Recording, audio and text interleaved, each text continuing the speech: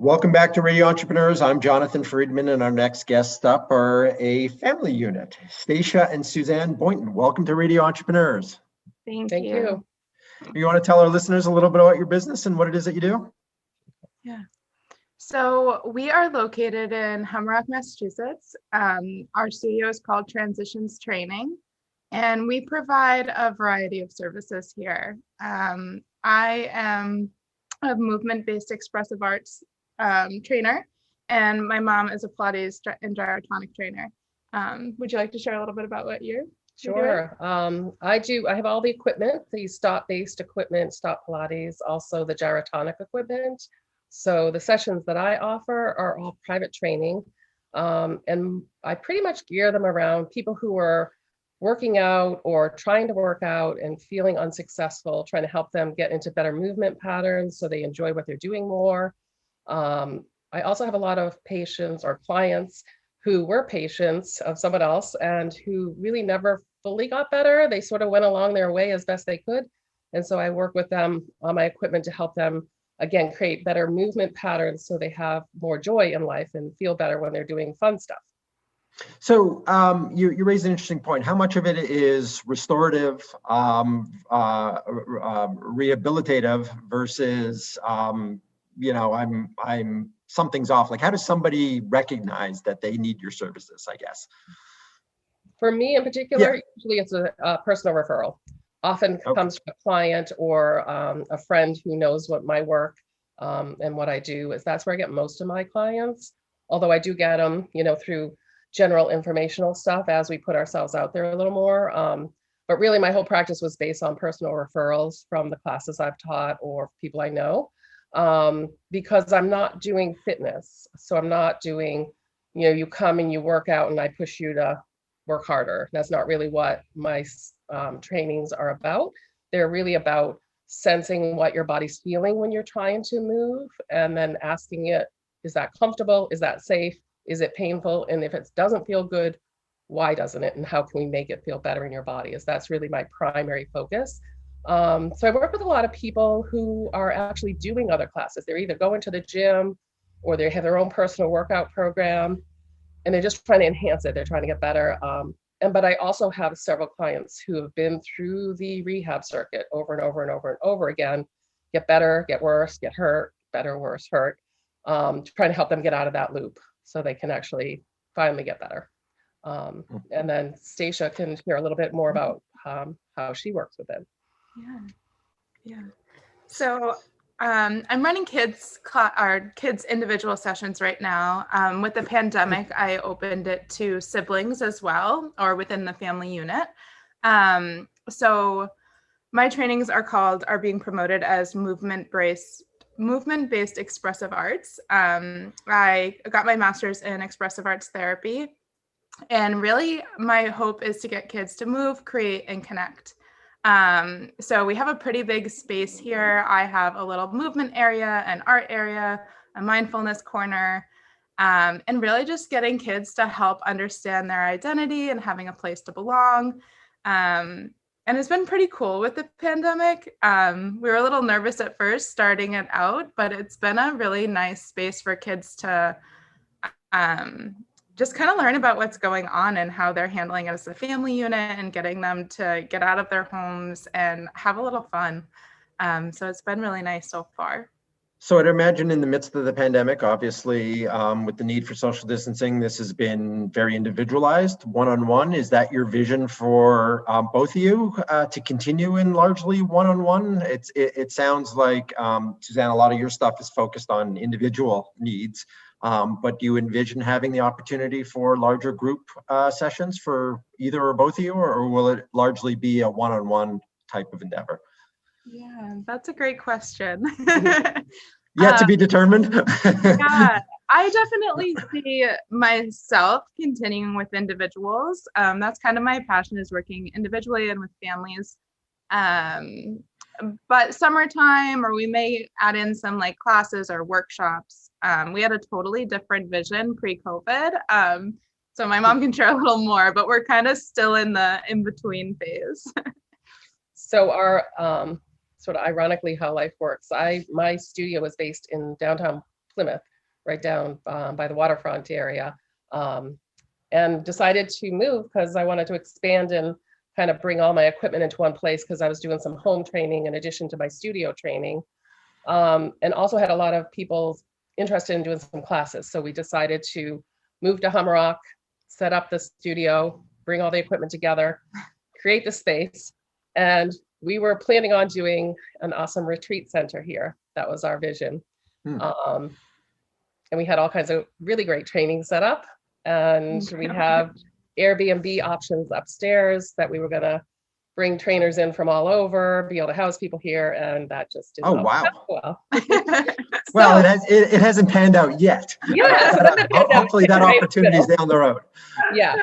So we had actually in the fall started, which was very fun. We started doing a lot of community-based workshops. Stacia was doing expressive arts. Pre-COVID, yes. Before the COVID hit. We were bringing in other people to work, doing the workshops with us, doing a lot of community-based stuff. And then COVID hit, obviously, we couldn't do that anymore. So we sort of reorganized. And at that point, Stacia was not going to set up her private practice here until another year. And we just decided to have her start doing the expressive art movement classes, doing the yoga-based training. She's trained in Tai Chi. She's got her background in exercise physiology. She's trained in Pilates. So, and also noticing that the kids were struggling and there was nowhere for the kids to go. And rather than, wait till they got into a challenging place, it's like an opportunity to offer the kids different ways to work with some of the sensory-based stuff that maybe would be helpful for them when they get back to school, and just in life, some life skills that she could offer. So sort of in a reverse way, it was exciting for Stacia. She got to start a year earlier to develop her part of the practice, but it did reroute us. So we weren't doing the community-based stuff. We're hoping when the world opens up and things get awesome, we're gonna bring some people in and have some fun. It's really interesting, and it sounds as though Stacia, in particular, what you're doing, kids need that outlet, and at least that interaction, and to be, for lack of a better term, kids to be kids, instead of sitting in front of a monitor all day or what have you. So hopefully that aspect is at least gotten some parents to think about that. And I wonder, in terms of overlap between the two distinct groups that you deal with, Suzanne, as you said, you're more into towards adults. Stacia, you're working more with kids. Do you have instances of parents bringing their kids in for a session and saying, it's really interesting, I'm interested in finding out how I can move better, or aspects of my workout, or vice versa, parents coming in to have treatment in adults, and a session with you, Suzanne, and saying, interesting, I saw some kids here, what are you doing with the kids? That type of thing. So are you seeing a lot of synergy in your clientele? Yeah, we have. And that's our spaces, though, the bottom floor is all open right now. So I'm on one side, she's on the other side. So right now we're mostly seeing clients when the other person is not here. But we do hope in the long term to kind of divide it more and have it be there'd be more crossover between the two offerings. Yeah.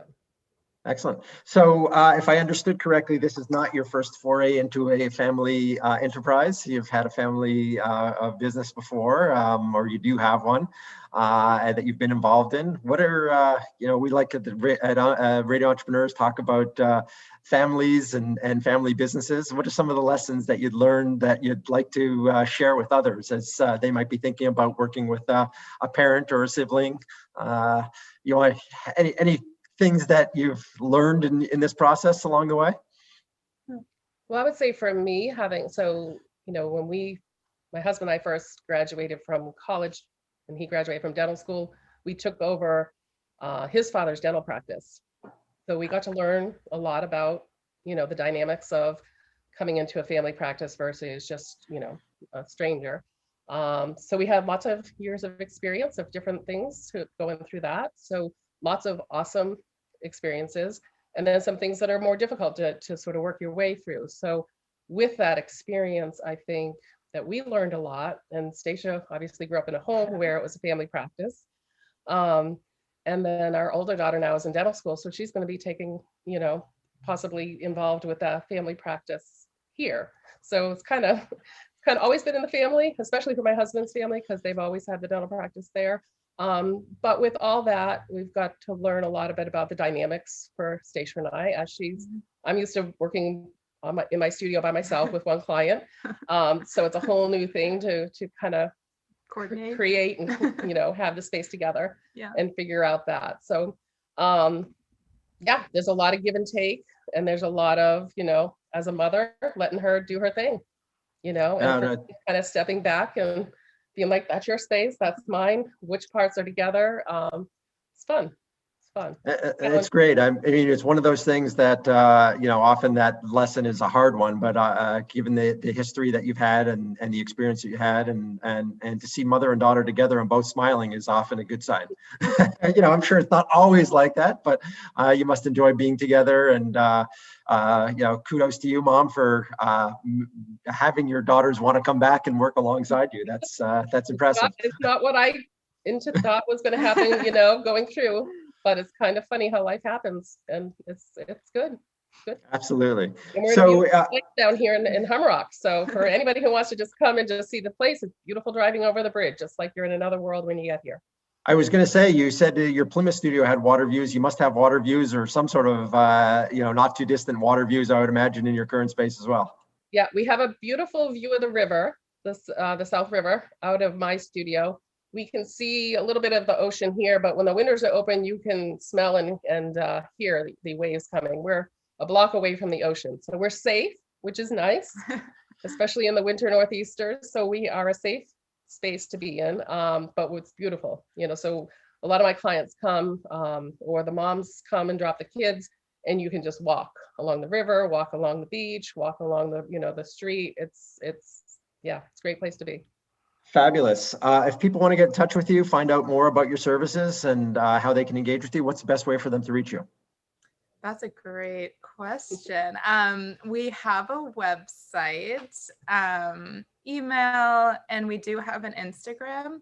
Our website is actually www.creatingthespacellc.com.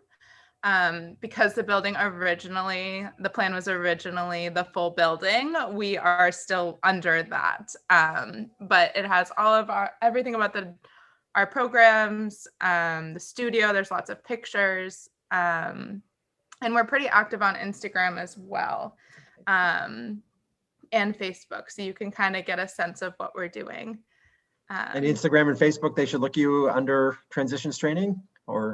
Yep, Transitions Training. Excellent. Well, it's been a pleasure having you on, learning more about your business, and I wish you guys continued success and prospering as the world emerges and more people come to your studio and your space and partake in your services. Great. Cool. Thank you for including us. Thank you. Excellent. Our guests this morning have been Stacia and Suzanne Boynton, co-founders of Creating the Space and Transitions Training. And it's been a pleasure having you on Radio Entrepreneurs. Awesome. Thank you so much. Thank you. Great. And we'll be right back with another segment on Radio Entrepreneurs.